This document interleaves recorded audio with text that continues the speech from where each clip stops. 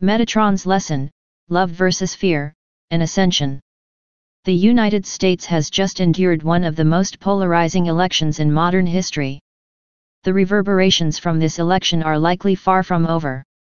And just like a toddler throwing a temper tantrum, duality, in all of its fading 3D glory, is raising its young head and begging for attention. As a practitioner, I have little interaction with the election. But I recently found myself working with some friends in my circle who have been extremely catalyzed by recent events, which led me back to my writings. Metatron immediately pointed me to a specific passage that directly relates to what we are experiencing on a global level. By early 2011 I'd become Metatron's attentive student. His lesson on this particular day was firmly rooted in a topic I'd spent a lifetime attempting to understand: fear. In true Metatron style, he didn't waste any time getting started.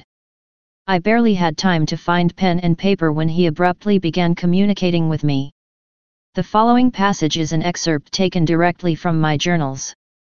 I recorded the experience as fully as possible on the pages of a small journal. For the sake of authenticity, I have not altered the selection in any way. Journal entry. Open your mind. Open your heart. You are free and safe. Be true. Own your existence. Don't waste your life in fear. Time is of the essence. It is short. Don't spend time in regret. Be who you really are and express your uniqueness. Source loves your true heart. Never fear your fear. Embrace your light. There is no wrong, nor judgment. Be free of the escape. In escapism we lose the heart and ourselves and become other than Source. Life is the experience. Do not run from the adventure, no matter where it might take you. Life never ends. There is no judgment. Choose wisely and from your heart. Fear not fear. Fear not the unknown, for in the shadows of your mind lurks true understanding. Face your fears and do not look back, nor judge, for you walk in the light of your Creator, in the light of unconditional love and understanding. As a child is born and walks among men, so too does the soul move through the cosmos, one foot leading and directing the other, falling then rising again, only to learn the method and reasoning. Only, in matters of truth, it is much different. Earthly laws do not apply. Life is in the experience of living, it is not the end. This is the joyride of the soul and whim of the Creator. Do not take seriousness and dread in any aspects, for it is about the reflection of living, the reflection to Source, so it may know and experience itself. Fret not in anything, for the Creator finds joy in the play. Returning to Source, the cycle of life repeats over and over until the essence finds pause and return. There are no mistakes.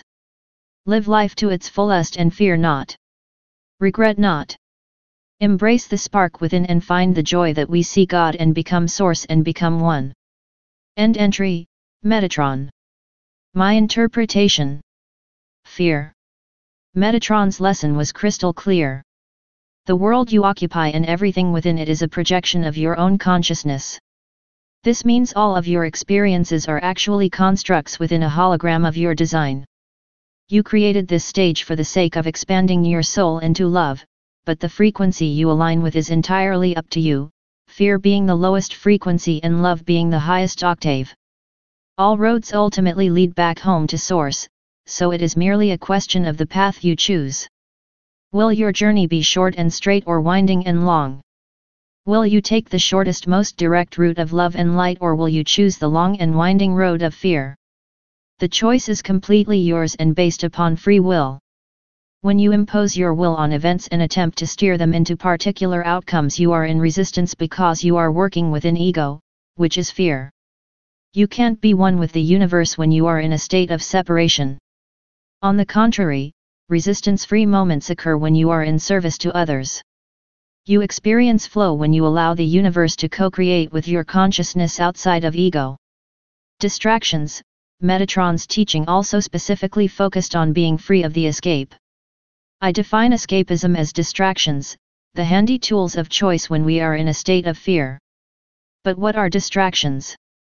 Distractions are outside influences that repeatedly divert you off your path and lower your frequency. Anything can be used as a distraction. Examples include, but are not limited to, television, cell phones, addictions and behaviors that could potentially become habitual. All of these outside influences block guidance from the higher self. A distraction has the intention to become unavoidable. It hijacks your consciousness with the purpose of implanting new programming, thus dictating how you think and manipulating your decision-making process. Experiencing stillness within a distraction is highly unlikely and absolutely not rewarded.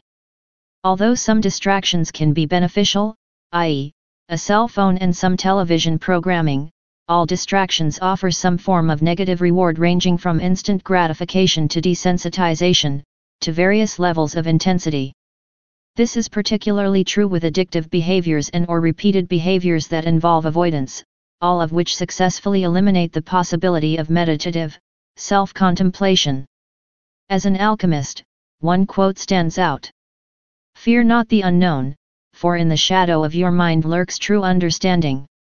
Metatron is telling us when you have the courage to squarely face your shadow self and heal the wounds that lurk deeply within, you effectively bring in powerful light that moves you higher in frequency and closer to unity consciousness. But when you are seduced by distractions and engage wholeheartedly in their trappings, you effectively delay the gift of healing and unification. Distractions do nothing more than isolate you from your mind, body, soul, and the community around you. A perfect example of a distraction, although extreme, is the Pokémon Go phenomenon. Lucia Grozaru, in her article, The Dark Psychology Behind Pokémon Go, addresses the implications of the app that took the world by storm. The implications she reveals are applicable to all technology and the distractions we so willingly abdicate our power and consciousness to. Another way. Post-election, during this time of extreme polarization throughout our country and the world, there is a light of unity at the end of the tunnel. Michael Tellinger leads the Ubuntu movement, a liberation movement of unity consciousness. He defines Ubuntu as the following. Ubuntu is an ancient African humanist philosophy that refers to communities where people live in harmony with each other and the nature around them, where there is unity in the community. End quote. Based on the principles of unity consciousness, it is a social structure where everyone lives in harmony with nature and each other, contributing their God-given talents. It is a moneyless society. Galactic soul. Metatron also references reincarnation, but does not confine it to merely an earthly definition. He refers to souls moving through the cosmos, learning as they weave through various incarnations throughout this universe and others. Evidently, understanding the reasoning and methodology of this common spiral of incarnation is so vast that unless the veil is successfully pierced, galactic reincarnation and all it entails appears to be outside the scope of comprehension while residing in the third density. The way to access this information is to raise your frequency. Source at play. In the last passage, Metatron tells us that Source resides within all life for the purpose of experiencing itself.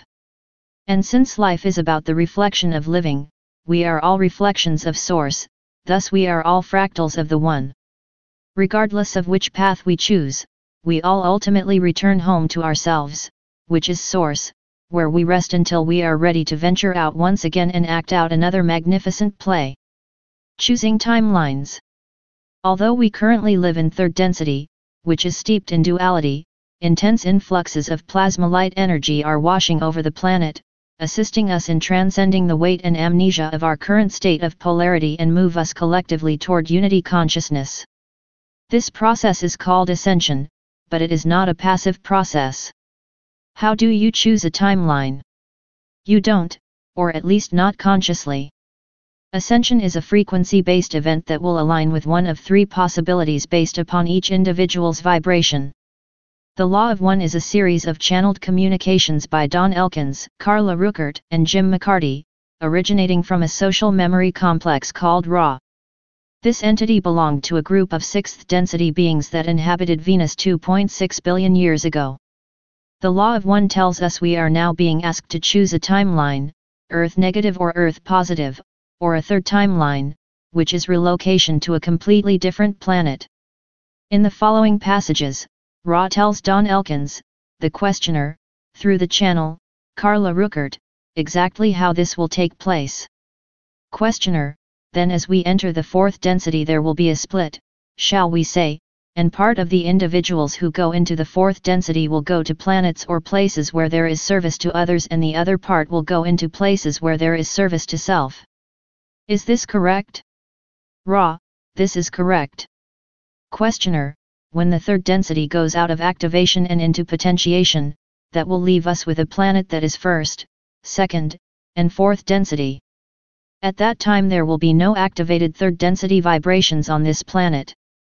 Am I correct in assuming that all third density vibrations on this planet now are those vibrations that compose the bodily complexes of entities such as us, and that is the sum total of third density vibrations on this planet at this time?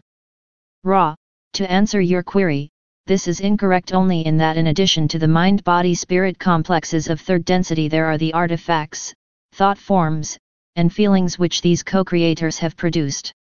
This is third density. More about Ascension, from the Law of One. If you are based in love, you will suddenly find yourself on the Earth positive timeline. And if you are based in fear, you will align with the Earth negative timeline.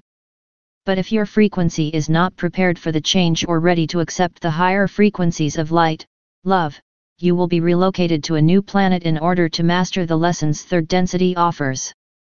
On a recent episode of Cosmic Disclosure, Corey Good shares with David Wilcock details about his recent meeting with Tyr regarding timelines and ascension. Cosmic Disclosure Guiding Humanity to Ascension, Season 6, Episode 10, Gaia TV. Ascension broken down. We have each exercised free will and chosen our individual path, love or fear. But it's not too late to change course and choose love. I strongly support raising your frequency in order to bypass another very long cycle of third density. In order to raise your frequency, I suggest the following. Let go of judgment of self and others. Release gossip. Seek the guidance of your higher self. Express love, kindness, and forgiveness to yourself and others. Avoid distractions.